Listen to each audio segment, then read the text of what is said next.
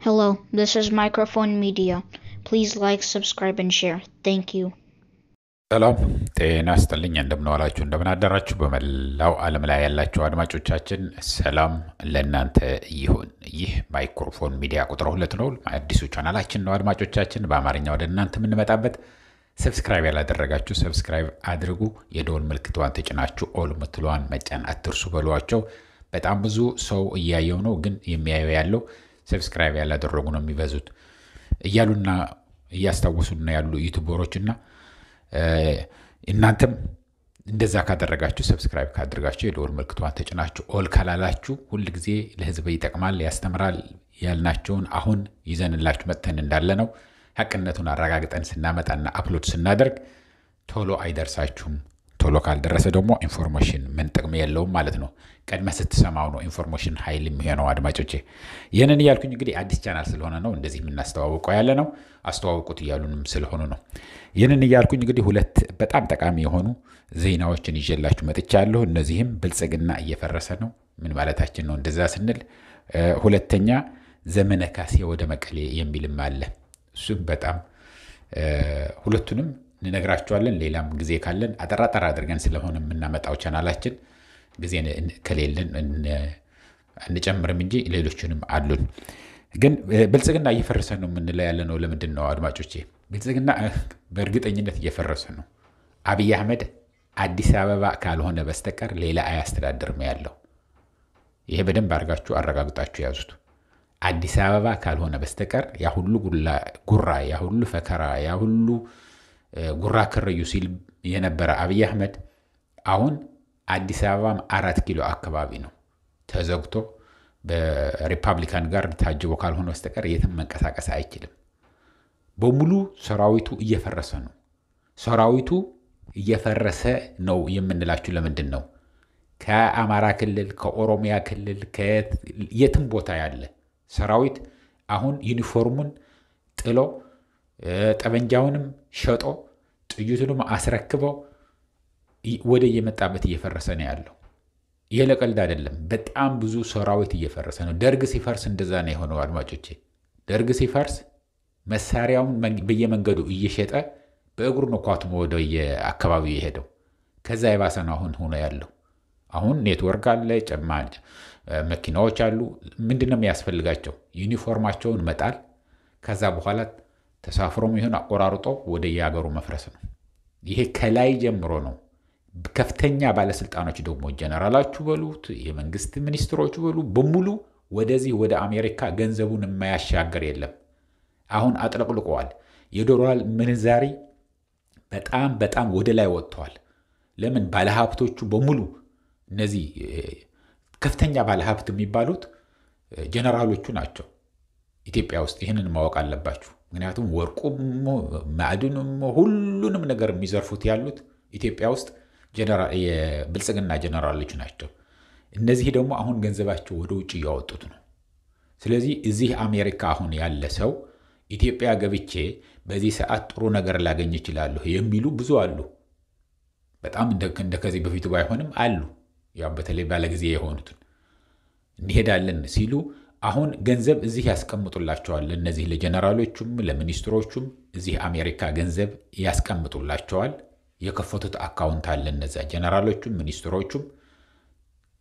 ኢትዮጵያ ደግሞ ከአካውንታቸው ወደ ሌላኛው አካውንት ያስገቡላቸዋል። ስለዚህ አሁን ምንድነው የሚሆን ያለው? ዶላር ምንዛሬው በከፍተኛ ደረጃ ወደ ላይ እየወጣ ነው ያለው። በማን? በጣም በሚገርማችሁ ብሔራዊ ባንክ አለ አይደለም? ትልቁ ባንክ አዲስ አበባ የምታውቁትን እዛ ብሔራዊ ባንክ ፊት ለፊት የዶላር መንዛሬ የሚመነዝሩ አሉ በመንግስት ደረጃ። ያ ዶላር የሚመነዝረው ደግሞ ለራሳቸው ነው የሚወስዱት።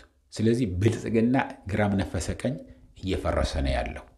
ይህንን በደንብ አረጋግጣችሁ እመኑት። እየፈረሰ ነው። ብዙ ነገር ስላየን ነው ይሄን የምንላቸው ያለ ነው። እገሌ እንደዚህ ያደረገ ነው፣ እገሌ እንደዚህ ያወጣ ነው ምናምን ማለት አንፈልግም እንጂ ስም ሳይቀር አግኝተናል። እዚህ የምንኖርበት አካባቢ እዚህ ዋሽንግተን ዲሲ አካባቢ አሁን ያሉ ገንዘብ የሚልኩና ወደ ኢትዮጵያ የሚያስልኩ ድርጅቶች በከፍተኛ ደረጃ ወደ ውጪ እየወጣ ነው የኢትዮጵያ ብር፣ የኢትዮጵያ ሀብት፣ የኢትዮጵያ ወርቅ እየወጣ ነው እያሉን ነው ያሉት። ስለዚህ ይህንን ስላልን ነው ብልጽግና እየፈረሰ ነው የምንላቸው ያለ ነው። አብይ አህመድም ጀምሮ ንብረቱ በሙሉ ወደ ውጭ አውጥተዋል።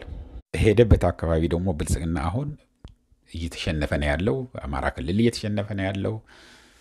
ትግራይ አያስበውም። ለጉራ ለፉከራ ነው። በድሮንም በምንም ጨርሳለሁ የሚል ኤርትራንም ይዛለሁ ቀይ ባህርም የሚል ያለው እንጂ ሁሉም እየፈረሰ ነው። አፋርም የራሱ የሆነ አሁን ተቃዋሚ ኃይል ተቋቁመዋል። ስለዚህ እነሱንም እየተጠናከሩ ነው ያሉት። ስለዚህ ግራ መንፈሰ ቀኝ የብልጽግና እኛ ብቻ አይደለም ይሄን የምንለው ያለ ነው። በከፍተኛ ደረጃ ላይ ያሉ፣ በሚኒስትርነት ደረጃ ያሉ፣ በጀነራልነት ውስጥ ያሉ የኢትዮጵያ ፖለቲክስ የሚከታተሉ የሚነግሩን ያሉት ብልጽግና በጣም አጭር ህይወት ነው ያለው ከዚህ በኋላ ኢትዮጵያ ውስጥ ነው የሚሉን ያሉት። ይህንን እያልኩኝ እንግዲህ ወደ ሁለተኛው ልውሰዳችሁ አድማጮቼ። ሁለተኛው በጣም የሚገርም ነው። ወደኛ እውነት ለመናገር ያለምንም መጋነን ነው የምነግራችሁ ያለሁኝ። 9 ሰዎች ደውለውልናል ስለ ዘመነ ካሴ በሚመለከት። ይህንን እነዚህ የደወሉት ደግሞ አንድ አይነት ጥያቄ ይዘው ነው የደወሉልን። ምን ብለው ነው የደወሉልን? ዘመነ ካሴ ወደ መቀሌ ሄደዋል ወይ?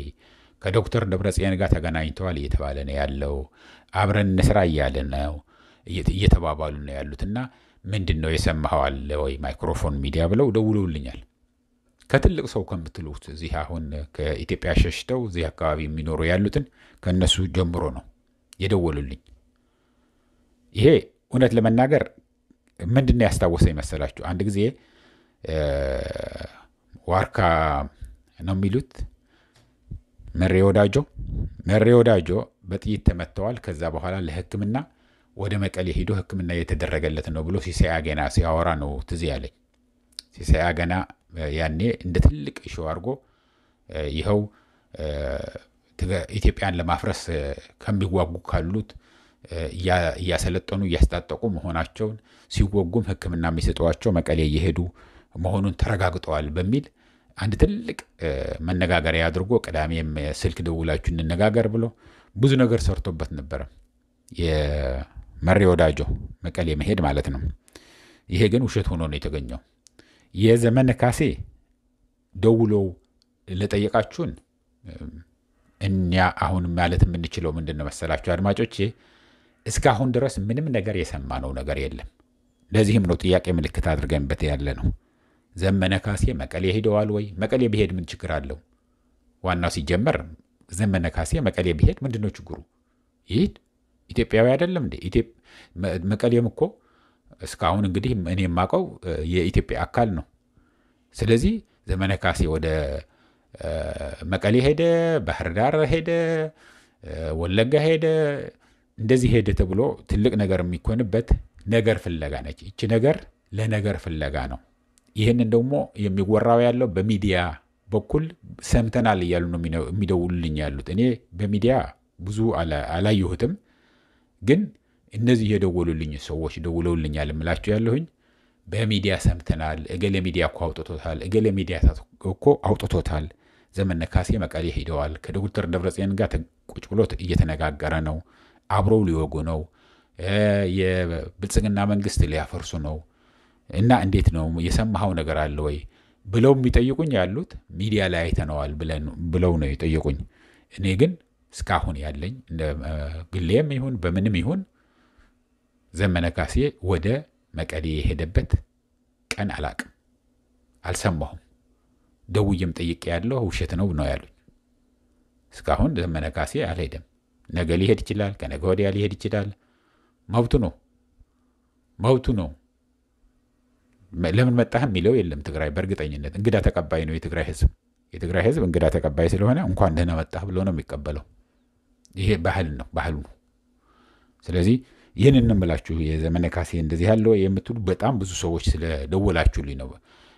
አንዳንድ ጊዜ በጽሁፍ በምናምን ይላካል፣ በስልክ ተደውሎ ነው ግን ይህንን እንደዚህ ያለ ዘመነ ካሴ ሄደዋል እንደ መቀሌ ጭራሽ እኮ በቃ ደስ ብሎ ነው የዋለው፣ ደስ ብሎ ነው ያደረው፣ ዘመነ ካሴና ዶክተር ደብረጽዮን ተገናኙ ተባለ ምናምን የሚል ነገር ነው የነበረውና እኔ የሰማሁት ነገር የለም። ከዚህ በኋላም ቢሆን አንደኛ ነገር ብሰማም እውነት ለመናገር ሚስጥር ነው ከተባለ ሚስጥር ነው።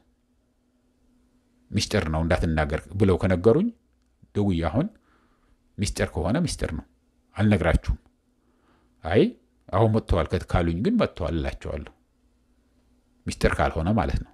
ቢነገር መጥፎ አይደለም ብለው ካመነበት የሚነግረኝ የምደውልለት ሰው ከመቀሌም ምንም ችግር የለውም ብሎ ካመነበት ነው የምነግራችሁ።